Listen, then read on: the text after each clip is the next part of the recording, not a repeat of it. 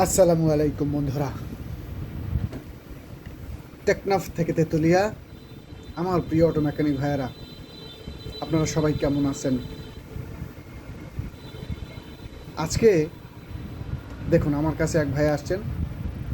ওনার গাড়িটা, উনি কমপ্লেন করতেছেন যে ওনার গাড়িটা কিছুক্ষণ টান দিলেই ফুল টানে উঠে আস্তে করে ভার হয়ে যায়, মনে হয় যেন গাড়িটা লোড হয়ে গেছে। তো আমি ওনার কাছে জিজ্ঞাসা করলাম, আপনি কী কী করছেন? তখন উনি বললো যে আমি মোটরটা কাজ করছি এই জায়গায় এই জায়গায় এই জায়গায় এই জায়গা থেকে এই অবস্থা, এইভাবে কাজ করাইছি। যেটা বিস্তারিত ওনার মুখেই শুনে নেবেন। ঘটনাটার ভিডিও করে রাখছি আমি।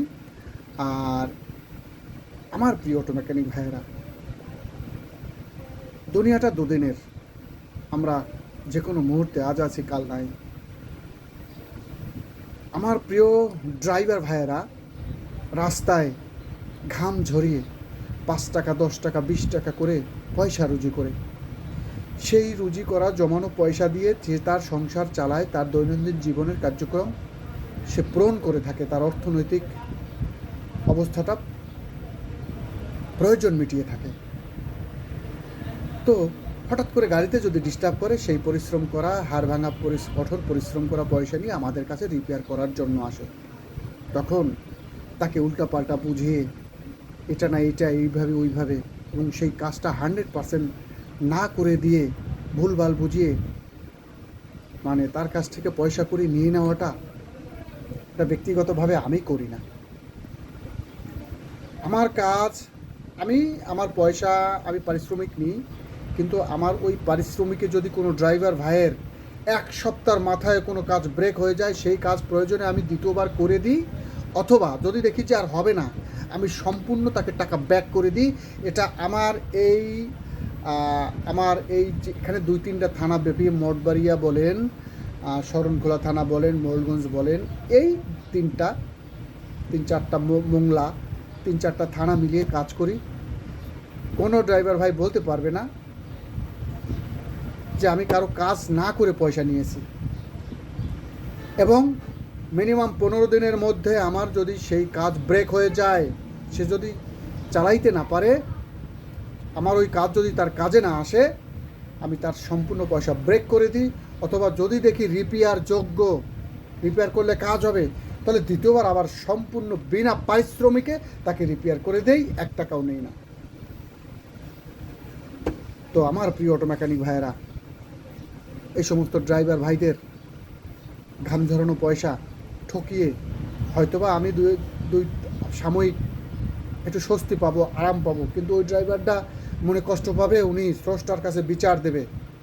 2 দিন পরে হয়তোবা এটা আমার কাছ থেকে অন্যভাবে আমাকে একটা শাস্তি দিয়ে দেবে বা আমাকে একটা কষ্ট দেবে, যেটা আমি বুঝতেও পারবো না যেটা কির মাধ্যমে হলো। অতএব আমরা জীবনটাকে সবসময় পরিষ্কার পরিচ্ছন্নভাবে গড়ে তুলব, এবং আমরা যে রুজিটা করব সেটাও 100% হালাল রুজি করব। অনেকে আমাকে ফোন করে থাকেন, আমার কাছে কাজ শিখতে আসবেন। আমি অনেকে বলি যে আমার এখানে কাজ শেখার অবস্থা নাই, আমি কাজ শেখাতে পারবো না। এই কথাটা এরকমের না। আমি জাস্ট কাউকে আনি না, আমি আমার কাজ করি। আমি আমার কাজেই সবসময় বিভোর থাকি। আমি যে মেশিনটা বানাই ওটা নিয়ে থাকি। তারপরে আমি পাশাপাশি কাস্টমার সার্ভিস করি। আমার কাছে যে কাজগুলো আসে সেই কাজগুলো করি। সেই কাজের মাধ্যমে আমি বাংলাদেশ থেকে বিভিন্ন জেলা থেকে লোক নিয়ে আসবো, তাদেরকে আমি সময় দিতে পারবো না, ঠিকমতো বুঝাইতে পারবো না। ওই লোকটা মন খারাপ করবে তখন আমার প্রতি। সে দূর থেকে আমাকে যতটুকু ভালোবাসতেছে, কাছে যখন আসবে, আমি যখন তাকে সময় দিতে পারবো না, তখনই সে আমাকে মনে মনে খারাপ ভাববে যে আমার এই আন্যা, সে আমাকে সময় দিচ্ছে না, কাজ শিখাইতেছে না। তার মনটা খারাপ হয়ে যাবে, আমাকে সে খারাপ ভাবা শুরু করবে। দ্বিতীয়ত, তার কাছ থেকে যে আমি পয়সাটা নেব, সে পয়সাটাও নেওয়াটা আমার জন্য ঠিক হবে না। কারণ দূর থেকে একটা লোক আসবে, সে আইসা ওস্তাদ করবে, আইসা শুরুতেই তাকে 1 সপ্তাহের জন্য 15 দিনের জন্য নিয়ে নেব কন্ট্যাক্ট করে, এবং তার কাছ থেকে টাকাটাও নিয়ে নেব, কিন্তু তাকে সময় দেব না। এটা আমার জন্য ঠিক না, এটা আমি ঠিক মনে করি না। বিধায় আমি এই ফোনের মাধ্যমে হোক, ভিডিওর মাধ্যমে হোক, পরামর্শ দিয়ে কাজ শেখানোর চেষ্টা করি, সহযোগিতা করার চেষ্টা করি, সম্পূর্ণ বিনা পারিশ্রমিকে, বিনা স্বার্থে। তাই আমার প্রিয় অটো মেকানিক ভাইয়েরা, অনেক জায়গায় আছে, আমি শুনেছি, আমারই গ্রুপে আছে, আমার ভিডিও দেখে, আমার কাছ থেকে মেশিন কিনে নিয়ে গেছেন, তারা বলছেন যে ওস্তাদ আমাদেরকে আমরা ট্রেনিং করতে গেছি, আমাদেরকে মানে নিয়ে সে তাদের কাজ করতেছে, আমাদের সময় দেয় না। এগুলো আমার দ্বারা হবে না, আমি ওই মাইন্ডের লোক না, আমি ওই ক্লাসের লোক না। আমি যতটুকু কাজ করব 100% কাজ করার চেষ্টা করব, এবং আমার পারিশ্রমিক হিসাবে যে টাকাটা নেব সেটা হালাল করে নেওয়ার চেষ্টা করব। তো বন্ধুরা, চলুন এই ভিডিওটা দেখি, এই নিরীহ ড্রাইভারটা কি বলতেছে, সম্পূর্ণই আমরা দেখি। আসসালামু আলাইকুম বন্ধুরা, একটা জিনিস লক্ষ্য করুন আমার প্রিয় অটো মেকানিক ভাইয়েরা, মেইন কারেন্ট কিন্তু মাত্র 207 ভোল্ট। আমার 3 kVA কিন্তু আসবে না এই লো ভোল্টে, 3 kVA আসবে না, কিন্তু এর নির্দিষ্ট জায়গায় সুইচ রয়েছে, লো অ্যান্ড হাই করা যাবে। আমি এটাকে ভোল্টেজটা হাই করে নিতে পারবো। দেখে নিন আমার প্রিয় অটো মেকানিক ভাইয়েরা, এই যে আমি সুইচটা মেরে দিলাম, যেটা আমি ভিডিওতে দেখালাম না,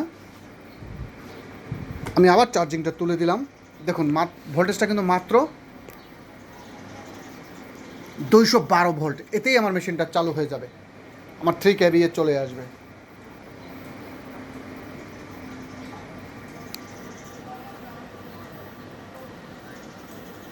মাত্র 210, 202,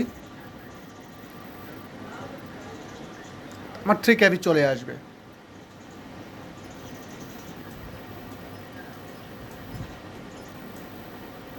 এই যে বন্ধুরা, আমার প্রিয় অটো মেকানিক ভাইয়েরা, পরিশ্রমের পয়সা দিয়ে ব্র্যান্ড কিনবেন, ব্র্যান্ড।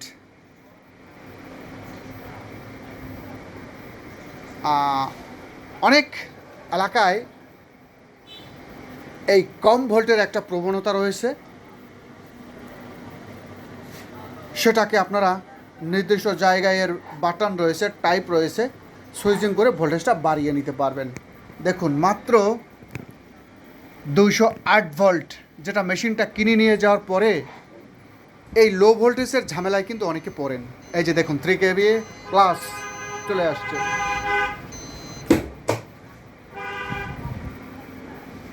ভিন্ন ভিন্ন চমকে তৈরি এই অ্যাপটেক্স ইনভেন্ট। আমার প্রিয় অটো মেকানিক ভাইয়েরা, আপনি যেই জেলা থেকে এই ভিডিও দেখছেন, আপনার জেলায় এই মেশিন পৌঁছেছে কিনা দেখে নেবেন, দেখে শুনে যাচাই করে তারপর ডিসিশন নেবেন। বাংলাদেশের সর্বোচ্চ দায়া 4.5 ইঞ্চির হেড, এর হেড ফিনিশিং দেখুন। আমার এন্ডিক্সের বিভিন্ন ভাগে চার্জিং পারফরমেন্স তুলে ধরা আছে, ইচ্ছে করলে আমার চ্যানেল থেকে ঘুরে আসতে পারেন, আমার আরও ভিডিও ফলো করতে পারেন, যাচাই করতে পারেন। আমার প্রিয় অটো মেকানিক ভাইয়েরা, সাবধান হন।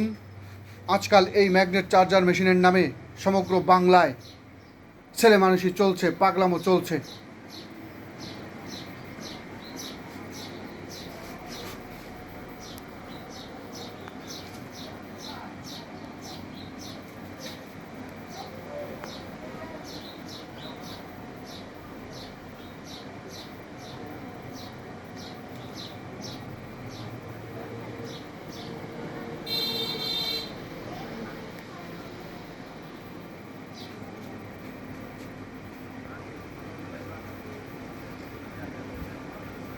ঘাম ঝরানো পয়সা দিয়ে ম্যাগনেট চার্জার মেশিন কেনার আগে, ডিসিশন নেওয়ার আগে অন্তত একবার দেখে যান যে হাওলাদার রোস আপনাদের জন্যে কি নিয়ে আসছে। তাই বারবার একটা কথা বলবো, পরিশ্রমের পয়সা দিয়ে পয়সার ফিগার 1/11 যাই হোক, কিন্তু কম নয়। কোন ম্যাগনেট চার্জার মেশিনটি কিনছেন বারবার ভেবে চিন্তে ডিসিশন নেবেন। আপনি যেন বুক উঁচু করে গর্ব করে বলতে পারেন আপনি একটা ম্যাগনেট চার্জার কিনেছেন, সেভাবেই গভীর মমতায় তৈরি হয় এই অ্যাপটেক্স ইনভেন্ট। চলুন বন্ধুরা, আমরা ছোট করে এর চার্জিং পারফরমেন্সটা একটু দেখি।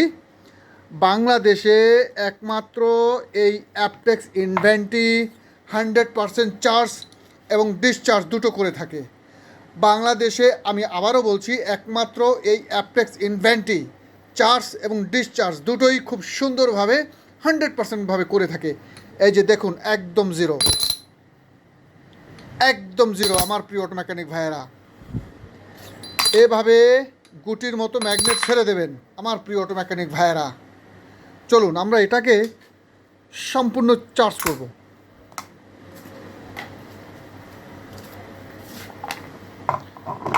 ওয়ান করে দিন,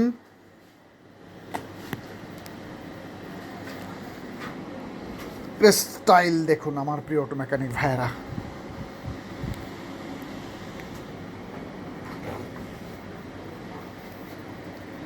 চার্জিংয়ে চলে গেছে মাত্র 2-3 সেকেন্ডের মধ্যে ব্যাংক লোড। এই যে দেখুন, আরে স্টাইল দেখুন।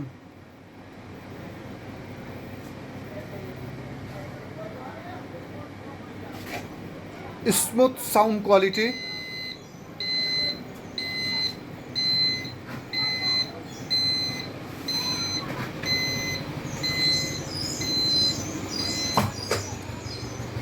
শর্ট হয়ে গেছে, এটাকে বন্ধ করে দেই। একদম ইজি তুলে নেন। এই যে বন্ধুরা, একদম ইজি, খুবই সুন্দরভাবে ম্যাগনেটগুলো তুলে নিন। এই যে বন্ধুরা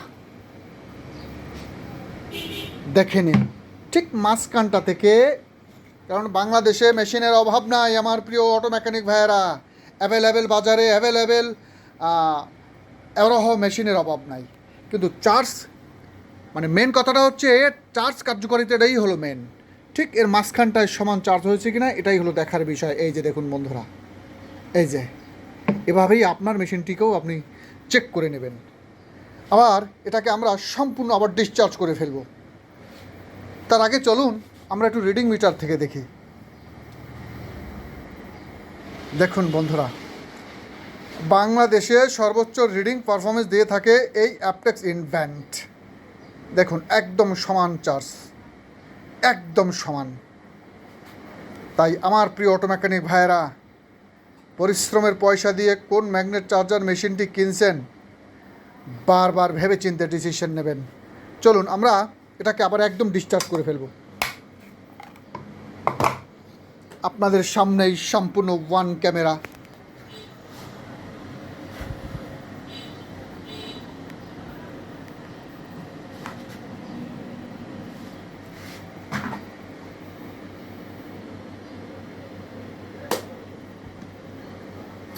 শর্ট দিয়ে নিলাম। দেখে নিন আমার প্রিয় অটো মেকানিক ভাইয়েরা, আপনাদের চোখের সামনেই একদম গুটির মতো ছেড়ে দিছি। বাংলাদেশে একমাত্র আমি আবারও বলছি, এই অ্যাপটেক্স ইনভেন্টি এই 100% চার্জ এবং ডিসচার্জ দুটোই সম্ভব। অনেকে এই ম্যাগনেট চার্জ ডিসচার্জ করা দেখিয়ে থাকে আমার প্রিয় অটো মেকানিক ভাইয়েরা। দেখবেন এই ম্যাগনেট তারা হাত থেকে ছাড়ে না, এভাবে ধরে রাখে, এভাবে দেখায়। প্লাস্টিক হেড দিয়ে তো অসম্ভব, ডিসচার্জ করা সম্ভব নয়। একদম সাদা, একদম জিরো। তাই আমি আবারও বলছি, গর্ব করে যেন বলতে পারেন আপনি একটা ম্যাগনেট চার্জ মেশিন কিনেছেন।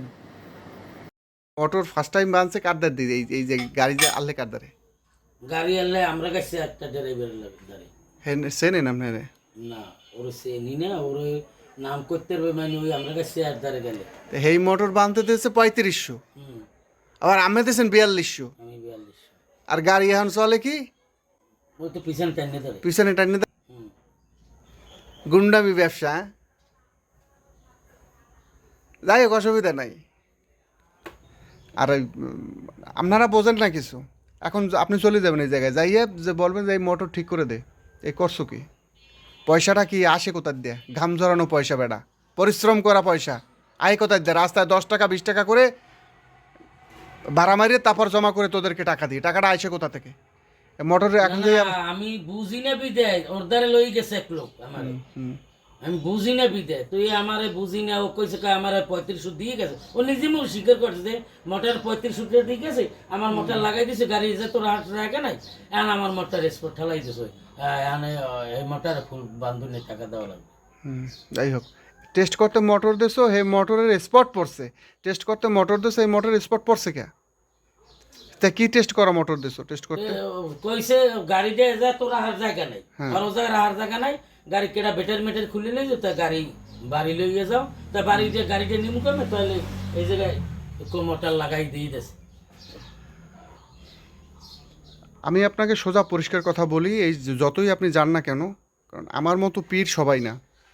কারো যদি কাজ না হয়, শরণখোলা থানায় এমন কোনো রেকর্ড নাই, বা মোড়লগঞ্জ বলেন, যদি কারো কাজ না হয় তো কারো কাছ থেকে আমি চাইলে না পয়সা নিই না, অতএব পাবেন না। অতএব ওই অযথা ঝামেলা করেন না, যা গেছে গেছে। আর আমি কিন্তু প্রত্যেকেরই পরামর্শ দিই, কোম্পানি কয়েল যদি কোনো রকম পড়ে, আর যদি কোনো ভালো টেকনিশিয়ান দ্বারা বাঁধানো যায় বাঁধতে গই, কিন্তু আমি প্রত্যেকের আমাদের এই অঞ্চলে প্রত্যেকেরই নতুন কেনার পরামর্শ দিই, কারণ আমি জানি আমাদের এই অঞ্চলে কারা কারা মোটর বাঁধতে পারে কি পারে না পারে, এটা আমি জানি। প্রত্যেকেরই নতুন কেনার পরামর্শ দিই। আর আমার কাছে ওইভাবে এখন আর মানে আমি সময় দিয়ে পারি না, বিধায় আমি এই মোটর বাদাবাদি করাটা আপাতত বাদ দিছি আর কি।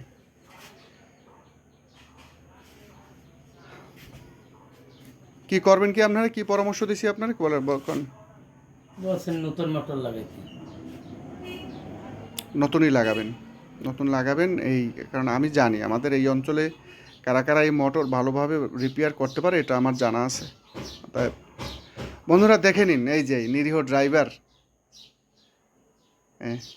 আমাদের মতোই মেকানিক, আমাদের বলবো না কারণ এরা মেকানিকের মধ্যে পড়ে না, কারণ মানুষের ঘাম ঝরানো পয়সা নেওয়াটা মানে মানে ওইভাবে ফাঁকি দিয়ে পয়সা নেওয়ার লোক আলাদা। এই সমস্ত লোক না, আমি ওই সময় বলছি কি দেখেন, আমি কিন্তু এই জগতে নতুন, আমি বুঝি না, যেভাবে ভালো হয় সেভাবে আমার মোটরটা ঠিক মতো বাঁধিয়ে দিই, ভালো মতো বাঁধিয়ে দিই।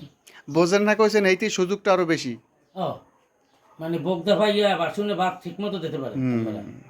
ঠিক আছে, দেন, সমস্যা নাই, আল্লাহ তো আছে। হ্যাঁ এই ঠিক আছে, ঠিক বলছেন। আমার 1 টাকা যদি ফাঁকি দিয়ে নিয়ে থাকে, 1000 টাকা দিয়েও কুলিতে পারবে না 1 টাকায়।